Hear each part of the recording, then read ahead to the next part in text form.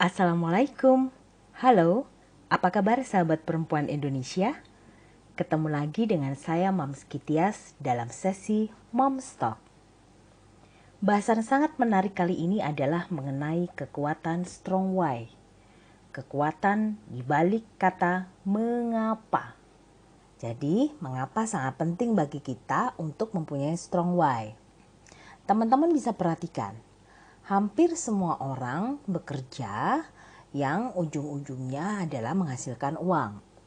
Tapi coba tarik lebih ke dalam lagi, apa sih sebetulnya alasan orang menginginkan kemapanan dan keberhasilan dari sisi finansial? Apakah hanya cukup supaya bisa bersedekah lebih banyak? Atau hanya untuk melunasin hutang? Hanya demi mencukupi kebutuhan keluarga? Saya yakin jawabannya enggak. Coba gali lebih dalam. Mengapa sih kita harus memaksa rajin posting? Mengapa harus susah-susah bangun pagi? Mengapa harus rutin nganterin orang tua berobat? Mengapa harus mencari uang lebih? Intinya adalah bahwa yang menggerakkan orang bukan di uangnya, tetapi lebih pada apa yang menjadi penyebab, apa yang menjadi keyakinan kuat yang memaksa kita untuk terus bergerak. Bahkan tidak jarang keyakinan tersebut mampu memotivasi dan menginspirasi orang lain untuk bertindak lebih. Contoh misal, saya sering lihat di beberapa postingan teman-teman ketika ada sesuatu yang menarik, apakah itu dalam bentuk tulisan, dalam bentuk foto, maka kemudian ada yang komentar, izin share ya, comot ya bun. Nah itu bisa jadi nyebar ke beberapa orang. Dari satu orang bisa menjadi ke banyak orang. Nah kira-kira apa tuh alasannya? Kira-kira apa penyebabnya? Sehingga bisa memotivasi dan menginspirasi orang lain untuk bertindak, aku mau nge-share ini loh, aku mau comot ini loh, kemudian aku posting. Nah saya yakin teman-teman coba dicari jawabannya kenapa tuh. Sekarang kita akan belajar bareng mengenai bagaimana cara menemukan strong why dalam diri kita. Nah meskipun sederhana, tapi menemukan strong why itu gak bisa dilakukan dengan mengada-ngada atau bahkan asal aja. Mengapa? Karena strong why sekali lagi itu adalah alasan, keyakinan kuat yang menjadi penyebab kenapa kita bergairah tak kenal lelah dalam melakukan pekerjaan. Maka untuk menemukan strong why, teman-teman butuh yang namanya persiapan. Persiapan apa tuh? Satu, yang pasti alat tulis. Kemudian yang kedua, dari sisi waktu, saya sering bilang cukup siapin 1 jam aja dalam 24 jam untuk kita merefleksikan apa yang akan dan yang sudah kita lakukan. Sama dengan ketika kita akan menemukan strong why. Jadi siapin waktu yang cukup supaya benar-benar bisa ketemu nih sebetulnya apa sih strong why saya. Mari kita mulai. Tahapan pertama dalam menemukan strong why adalah dengan mengenali dan memahami diri kita sendiri. Nah, tahukah teman-teman bahwa proses untuk bisa mengenali dan memahami diri sendiri akan menjadi sesuatu yang sangat menyenangkan, sesuatu yang sangat menghibur dan bermanfaat sekali kalau kita bisa melakukannya dengan rutin, dengan continue, dengan konsisten, bahkan bisa menjadi suatu pembiasaan.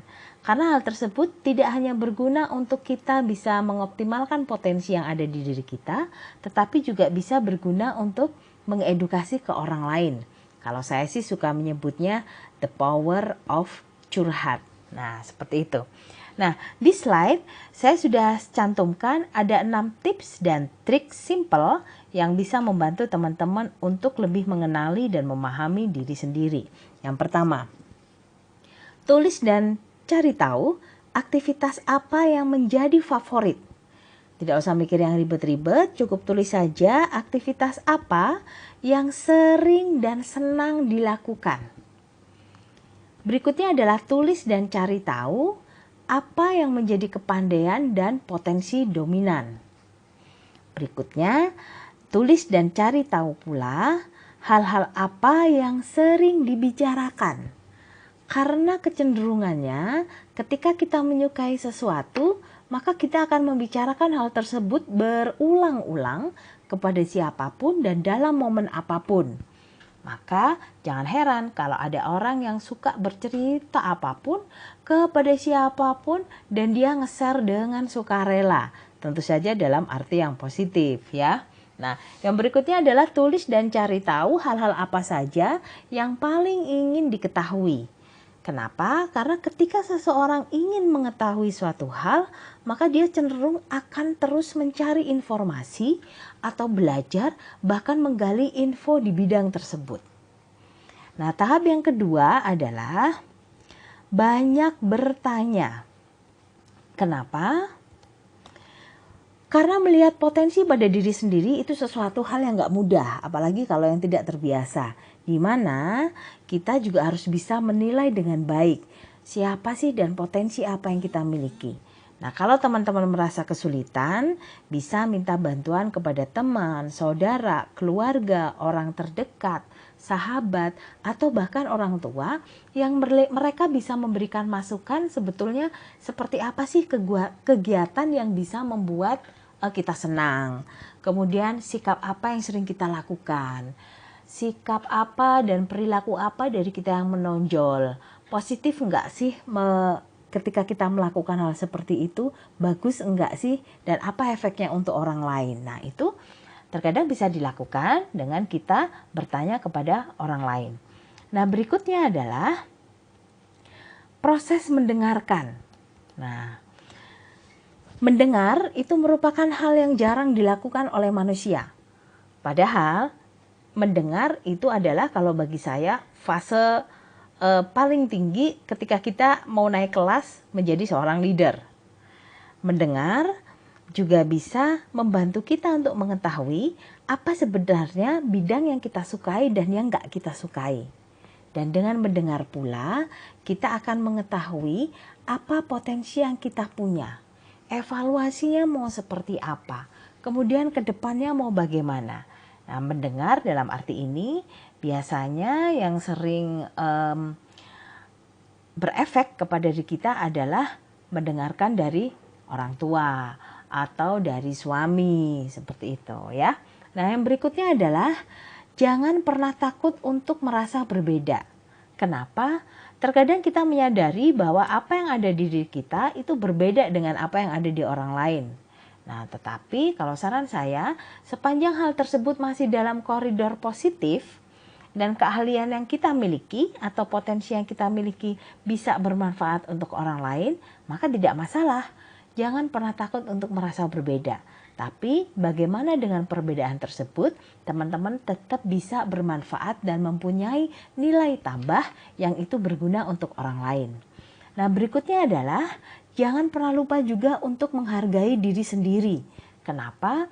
Proses menghargai diri sendiri itu bisa membantu teman-teman untuk menemukan siapa sebetulnya jati diri dari kita.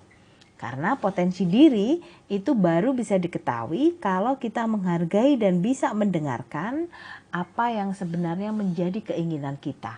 Apa yang sebetulnya menjadi kebutuhan kita. Gak usah yang ribet-ribet. Misalkan teman-teman menyisihkan waktu untuk me time di sela-sela kesibukan. Nah, itu juga salah satu cara untuk menghargai diri kita sendiri. Yang terakhir dan tidak kalah penting adalah lakukan introspeksi. Nah, untuk masalah yang satu ini banyak sebetulnya orang yang tidak sadar bahwa dengan introspeksi kita akan bisa melihat potensi kita itu sebetulnya seperti apa. Kita juga bisa menilai mana saja yang termasuk potensi, mana yang harus dijauhi, mana merupakan aktivitas itu positif untuk kita, mana yang itu tidak membawa hal yang positif untuk kita. Karena dari introspeksi atau dari evaluasi, kita bisa menilai mana yang baik untuk kita, mana yang baik untuk orang lain, mana yang positif untuk kita, dan mana yang positif untuk orang lain, mana yang tidak baik untuk kita, dan mana yang juga tidak baik untuk orang lain. Tahapan kedua dalam menentukan strong why adalah lakukan proses mengingat, menemukan, dan mengumpulkan kisah kenangan yang teman-teman punya. Saya sering menyebutnya dengan kisah inemku biar gampang. Kenapa?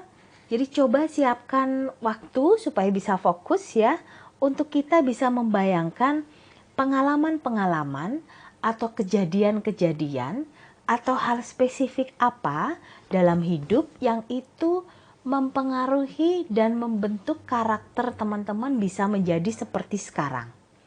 Misal, apakah ada momen yang menentukan antara teman-teman dengan mantan teman dekat, atau ada momen yang menyedihkan, atau ada kejadian yang mengharukan ketika teman-teman bersama dengan keluarga, atau bersama dengan mantan atasan, ataukah ada momen yang dimana itu membuat teman-teman merasa bangga yang itu ikut membentuk karakter sampai sekarang. Nah, itu coba digali dan dicatat aja.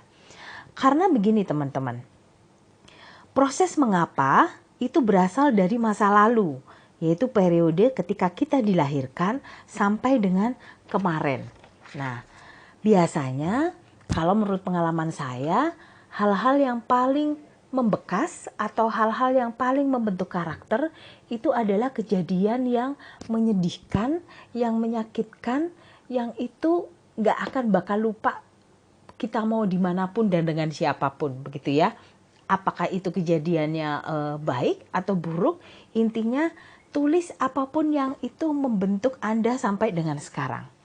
Nah, makin spesifik kisahnya, makin mudah teman-teman untuk bisa merasakan koneksi emosional dengan cerita tersebut. Nah, emosional inilah yang akan menentukan atau sebagai pengantar teman-teman untuk menemukan strong why. Nah, setelah nanti terkumpul, tulis aja dulu, tidak usah secara harus lengkap, teman-teman boleh menulisnya mau urut secara kronologi juga boleh, atau dengan cara yang acak boleh, dan tidak usah yang panjang lebar, cukup tuliskan 1, 2, sampai 5 baris sederhana yang itu mudah dipahami dalam satu cerita, dan itu sudah cukup kalau menurut saya. Jadi cukup 1, 2, atau 5 baris secara sederhana, tuliskan dalam satu paragraf aja. Nah, kemudian susun dalam bentuk cerita, gitu ya. Nah, contohnya seperti apa? Kita akan lihat di slide berikutnya.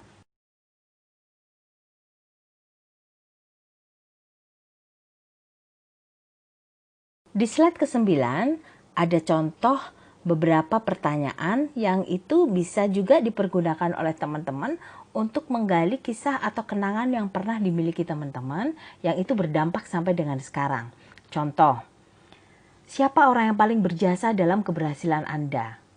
Kemudian, ada breakthrough atau titik balik apa yang teman-teman alami dalam kehidupan yang itu mampu merubah 180 derajat dalam berperilaku sampai dengan sekarang. Kemudian, ada kejadian apa pada hari itu yang membuat teman-teman memutuskan untuk harus bisa berpenghasilan secara mandiri. Nah, silakan itu dituliskan. Cukup 5 atau 10, it's okay. Tidak usah yang terlalu banyak. Nah, contoh real begini. Saya sekarang lagi sedang proses dengan salah satu teman saya untuk mencoba menggali strong way yang dia punya.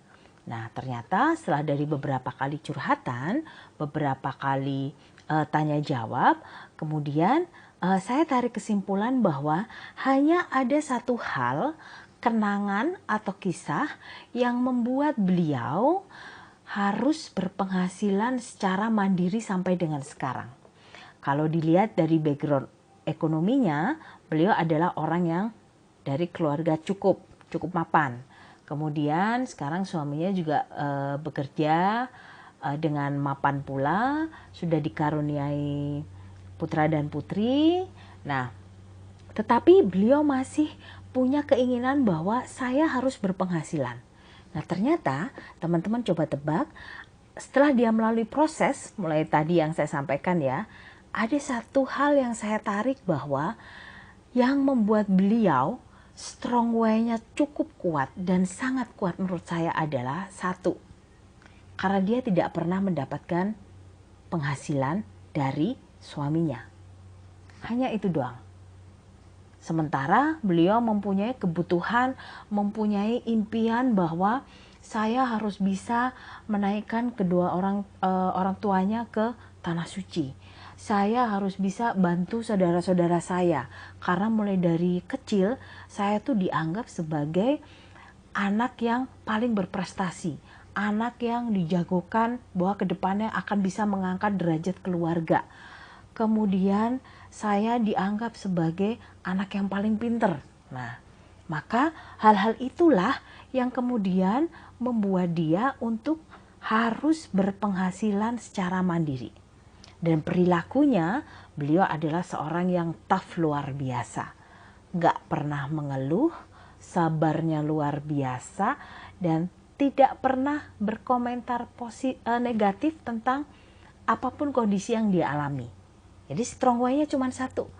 Gara-gara satu ketika masa kecil, dia dituntut untuk menjadi anak yang itu dijagokan oleh keluarga untuk bisa mengangkat harkat dan derajat keluarga. Kemudian ketika dia sudah berumah tangga, maka dia tidak mendapatkan penghasilan dari suaminya. Maka itu strong way-nya.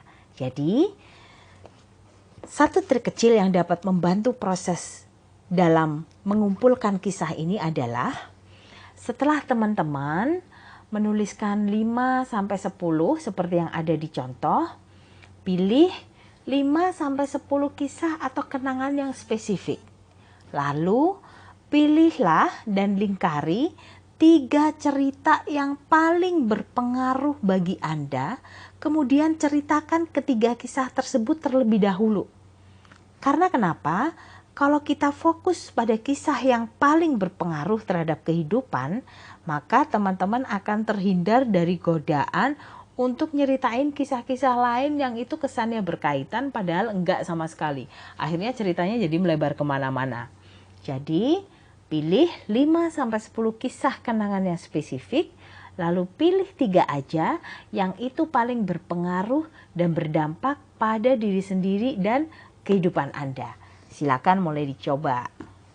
Nah, setelah teman-teman melakukan proses mulai dari mengingat, menemukan, dan mengumpulkan kisah atau kenangan, maka dengan menggunakan bagan seperti yang ada di slide, silakan teman-teman tarik satu poin penting atau satu tema dari setiap kisah atau kenangan yang sudah dikumpulkan. Contoh, misal kalau di slide ada membantu orang lain, maka ini harusnya menjadi poin penting dari kisah apa yang sudah teman-teman alami atau titik balik apa yang teman-teman alami yang itu membuat bahwa saya harus membantu orang lain. Nah, sama dengan ketika ada bagan di bawahnya membuat perempuan lebih kuat. Maka harus ada kisah atau kenangan yang itu membuat bahwa saya harus jadi perempuan yang lebih kuat. Nah, oke ya. Setelah terkumpul dalam bentuk bagan temanya, kemudian pilih 3 aja tema yang itu paling mendefinisikan diri Anda, yang paling menginspirasi, paling memotivasi, dan paling berdampak terhadap diri sendiri dan kehidupan sampai dengan sekarang. Jadi pilih 3. Nah, yang harus diingat oleh teman-teman adalah bahwa dalam memilih tema atau memilih poin penting dari setiap kisah atau kenangan yang sudah dituliskan dan dikumpulkan oleh teman-teman, maka harus mengandung 3 unsur. Yang pertama, tema tersebut harus kuat. Kuat dalam arti betul-betul itu menjadi titik balik yang mendefinisikan dan berpengaruh terhadap kehidupan dan karakter teman-teman sampai dengan sekarang. Yang kedua, tema tersebut haruslah tema yang motivatif dan inspiratif. Tidak hanya untuk diri teman-teman sendiri, tetapi juga untuk orang lain. Nah, yang ketiga, tema harus bisa menciptakan unsur keterdesakan. Nah, maksudnya seperti apa tuh? Unsur keterdesakan maka berarti apabila teman-teman tidak melakukan hal tersebut, maka tujuan yang diinginkan juga tidak akan tercapai.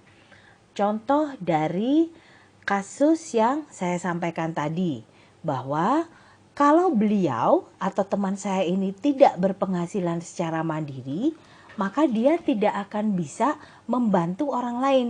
Dia tidak akan bisa membantu saudaranya, dia tidak akan bisa menaikkan kedua orang tuanya ke tanah suci, dan dia tidak bisa bersedekah lebih banyak dan lain sebagainya. Jadi, pilih tema atau poin penting dari setiap kisah atau kenangan haruslah tema yang kuat, motivatif dan inspiratif, dan menciptakan unsur keterdesakan. Terakhir tetapi tidak kalah penting.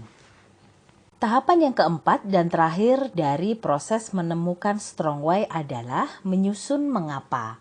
Jadi kalau tadi teman-teman sudah mulai mencoba untuk mengenali dan memahami diri sendiri, kemudian menulis dan mengumpulkan cerita, kemudian mengidentifikasikan tema. Nah, sekarang saatnya dari tema yang sudah diidentifikasi dan 3 tema yang sudah dikumpulkan, saatnya untuk mengubah menjadi sebuah rancangan pernyataan mengapa secara sederhana. Ingat, poinnya adalah format ini teman-teman bisa pergunakan karena ini adalah format yang paling mudah untuk memastikan bahwa pernyataan teman-teman itu cukup sederhana, dapat dilaksanakan, dan berfokus pada pengaruh positif Anda bagi orang lain. Nah, silakan digunakan format seperti di slide, ya. Nah, nanti ingat bahwa sasaran dalam membuat format ini, dalam membuat pernyataan ini adalah bukan pada kesempurnaan. Jadi yang dilihat bukan apa yang saya udah sempurna banget apa belum. Nah, itu bukan.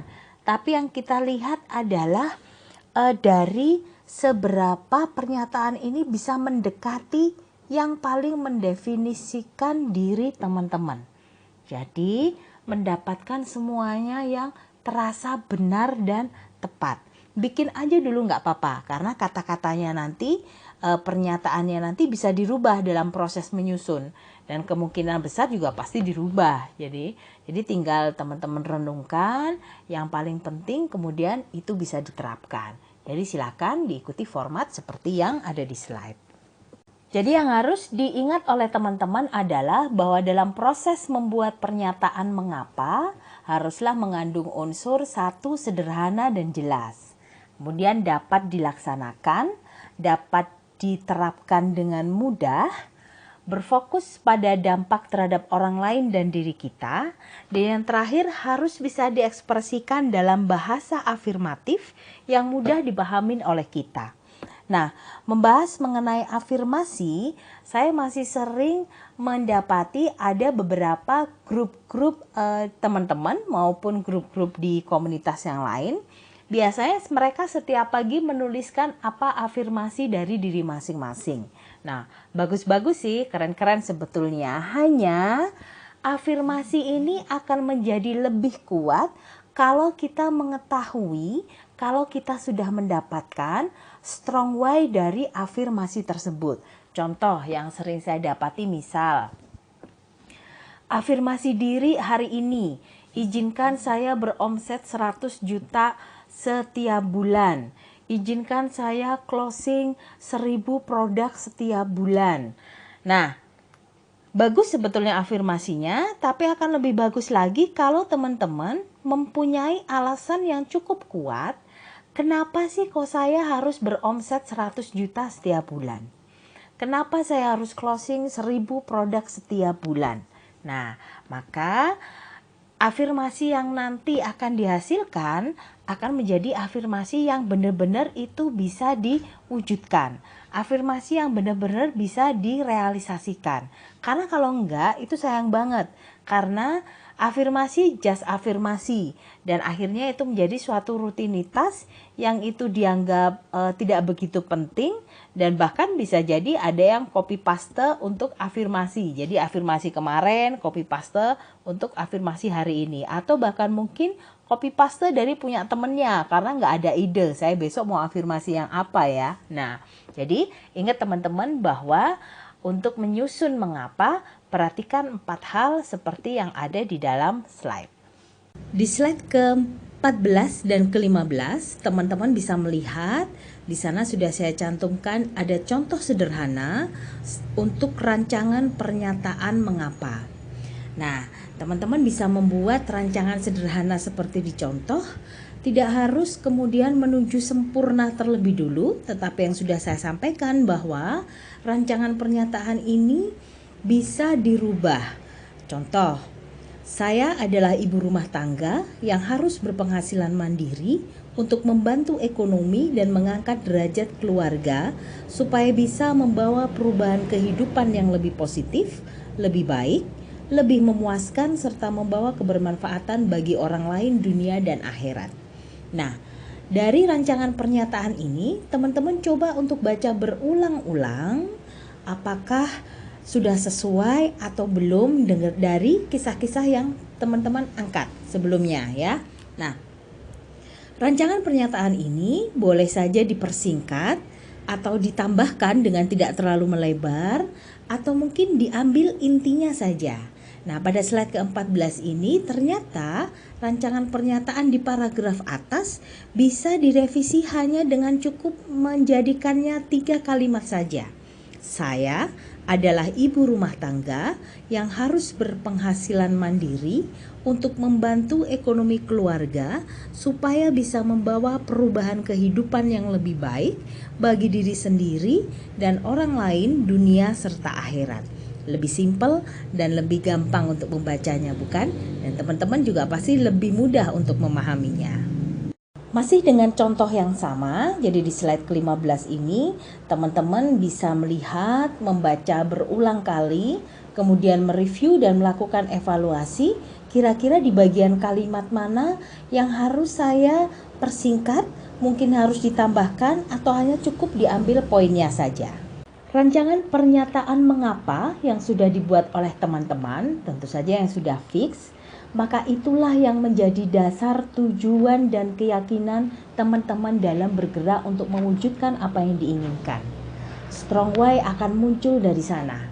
Itulah yang menginspirasi, memotivasi, dan menciptakan unsur keterdesakan kenapa teman-teman harus bertindak lebih. Nah, di slide sudah saya cantumkan dari rancangan pernyataan yang sudah fix, ternyata bisa diturunkan menjadi beberapa strong why seperti yang ada di 4 poin. Sekali lagi ini adalah contoh. Jadi silakan turunannya teman-teman bisa membuat sesuai dengan pernyataan mengapa yang sudah dibuat oleh teman-teman sendiri. Misal, 1. Membelikan rumah kedua orang tua. Yang kedua, memberangkatkan orang tua ke tanah suci, menanggung biaya keponakan yang tidak mampu. Maka ketika ada pertanyaan, sebetulnya kenapa sih kok saya harus bisa memberangkatkan orang tua ke tanah suci di tahun ini? Karena saya adalah ibu rumah tangga yang memang harus bisa membantu ekonomi keluarga supaya bisa membawa perubahan kehidupan yang lebih baik. Nah, jadi historinya ada ke sana. Nah, teman-teman sudah paham ya? Coba di slide berikutnya juga sama, akan ada turunan why yang itu bisa dijadikan teman-teman sebagai contoh. Berikutnya adalah contoh kedua dari turunan rancangan pernyataan mengapa. Nah, teman-teman bisa membuatnya, tidak harus membuat yang banyak. Jadi dalam satu rancangan pernyataan mengapa cukup diturunkan maksimal 3-4 aja strong why. Jangan terlalu banyak. Jadi ingat, turunannya hanya cukup, silakan teman-teman buat 3 atau maksimal 4 strong why. Dan saya percaya bahwa setiap orang punya alasan tertentu kenapa dia harus bangun pagi, kenapa dia harus menginspirasi orang lain, kenapa dia harus memotivasi dengan orang lain, dan kenapa dia harus bertindak lebih dan berbuat lebih manfaat untuk orang lain. Karena merasakan kepuasan itu dimulai dengan kita bisa memahami secara pasti mengapa kita melakukan apa yang harus kita lakukan. Mengutip dari ucapan Simon Sinek di Start With Why, bahwa hanya mereka yang memulai dari mengapalah yang akan memiliki kemampuan untuk menginspirasi orang-orang sekitarnya dan menemukan orang-orang yang menginspirasinya.